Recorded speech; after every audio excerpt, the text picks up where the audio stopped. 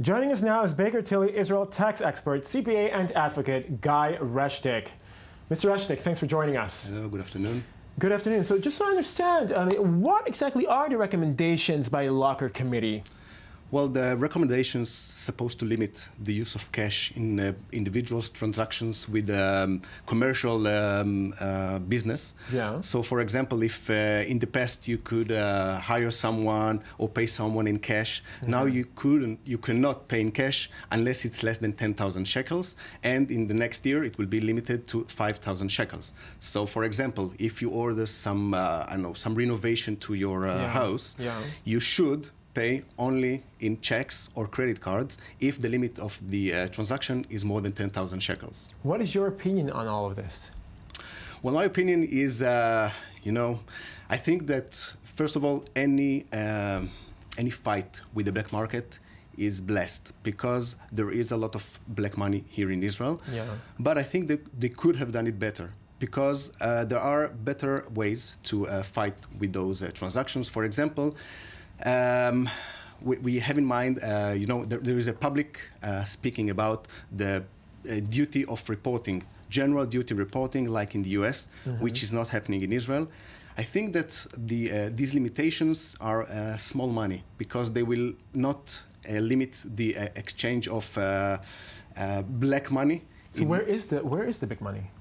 Well, the big money is supposed to be in other, in the tax planning, and the big money is in some population here in Israel.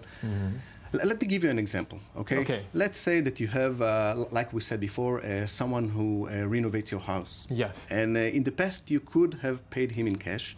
And let's say this renovator is reporting on its whole income. Right. Okay, in the past, let's take a transaction of, 12,000 new Israeli shekels. Okay. In the past, you could have paid him in cash. And now, let's say that he's coming to someone's house which have only cash, and he wants to pay him in cash. He cannot pay him 12,000 new Israeli shekels because of these new limitations. Right. So what I suspect that will happen is that he will pay him, let's say, 9,000 shekels against an invoice, and 3,000 or 2,000 new Israeli shekel under the table. But isn't that happening anyways? I mean, don't we have a situation anyways at this point where some workers, come sort of through the back door and say, hey, I'll give you this for a cheaper amount so I don't have to pay taxes. You don't have to pay taxes. We have a better deal between us. Isn't that the reason why all of this shadow economy has come about? Well, I think it's a good point, but you have different ways to fight against it. For example, let's take the United States. The US have a different tax regime than in Israel. It gives more expenses that you can deduct on your income tax return than in Israel. For example, private expenses. Right. If in Israel you change the tax law by giving some expenses to the Israeli taxpayers that can be deducted in their tax return, then you have an incentive for them not to pay under the table.